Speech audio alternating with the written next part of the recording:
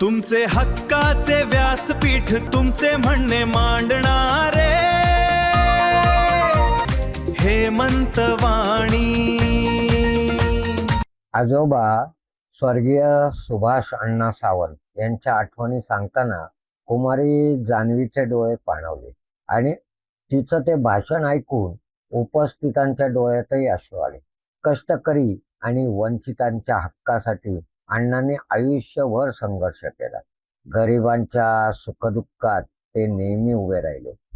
आज अण्णा आपल्यात नाहीत, पण त्यांचे विचार, त्यांचा संघर्ष आणि त्यांनी जोडलेली माणसं आजही त्यांची आठवण जिवंत ठेवतात. आणि अण्णांना हीच खरी आदरांजली आहे. काय म्हणाली कुमारी जान्हवी, का तिचे डोळे पाणावले? संपूर्ण व्हिडिओ बघा, म्हणजे आपल्या लक्षात येईल.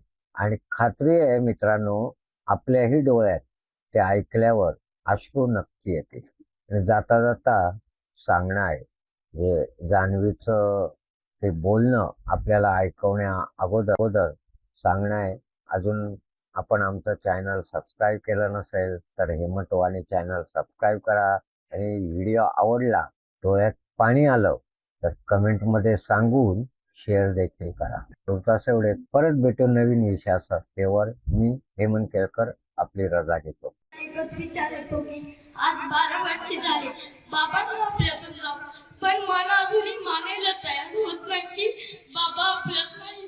काही माणसं आयुष्यात येतात आणि निघून जातात, पण काही माणसं अशी असतात की ती शरीराने जरी निघून गेली तरी त्यांच्या आठवणी आपल्या हृदयातून कधीच जात नाही. माझे बाबा त्यापैकी एक होते. बाबांनी स्वतःसाठी जगण्यापेक्षा कष्टकरी माणसांसाठी जगणं पसंत केलं. हमाल बांधवांच्या घामाने सन्मान मिळावा, त्यांच्या कष्टाला योग्य न्याय मिळावा, यासाठी आयुष्यभर संघर्ष केला.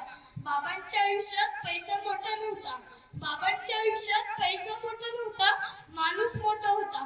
पद मोठं नव्हतं, माणुसकी मोठी होती. आणि स्वतःची चिंता नव्हती, कष्टकरी समाजाची चिंता होती. आज बाबा आपल्यात असते तर डोक्यावर हात ठेवून म्हणत असते, घाबरू नका, मी तुमच्या सोबत आहे. हे सावंत कुटुंबातील प्रत्येक व्यक्तीला आणि बाबांवर प्रेम करणाऱ्या सर्वांना जाणवते. त्यांची उणीव बसते. त्यातली त्यात मला सांगावंसं वाटतं की बाबांचा असणारं शेणफळ म्हणजे माझा काका. बाबा आणि काकाचा एक वेगळाच बॉन्ड होता, हे त्याच्या प्रत्येक वाक्यातून जाणवते. माझा काका बाबांना किती मिस करतो हे रोज मी स्वतः बघते.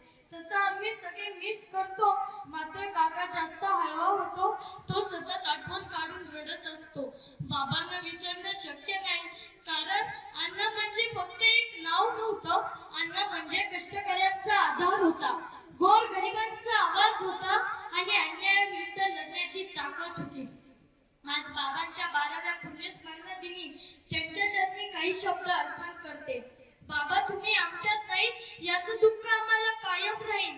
बाबा, तुम्ही आमच्यात नाहीत याचं दुःख आम्हाला कायम राहील, पण तुम्ही आम्हाला दिलेल्या संघर्षाचा आणि माणुसकीचा वारसा तो आम्ही कधीच विसरणार नाही. असाच चालू ठेवू. तो वारसा चालवण्याचे कार्य बाबांचे चारही भाऊ यांच्या मार्गदर्शनाखाली माझे पप्पा सुनील पप्पू आणि पप्पू अण्णा हे चालवत आहेत. मला आज आनंदाने सांगावंसं वाटतं की बाबा, तुमच्या आशीर्वादाने तुमची एक सून नगराध्यक्ष, एक नगरसेविका आणि मुलगा नगरसेवक, तुमची इतर मुलं सामाजिक वारसा आणि तुम्ही दाखवल्यावर मार्गावर चालण्याचा प्रयत्न करत आहेत.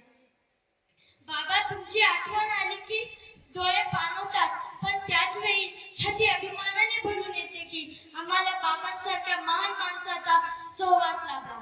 बाबा, तुमच्या पवित्र स्फूर्तीस कोटी कोटी नमन. माणूस जातो, आठवणी राहतात, शरीर जातं, विचार राहतात आणि चांगलं कार्य करणारा माणूस काळाच्या ओघात कधीच मरत नाही. शेवट माझ्या बाबांसाठी 2 होईल. बाबा म्हणून हाक मारताना किती आनंद व्हायचा, बाबा म्हणून हाक मारताना किती आनंद व्हायचा.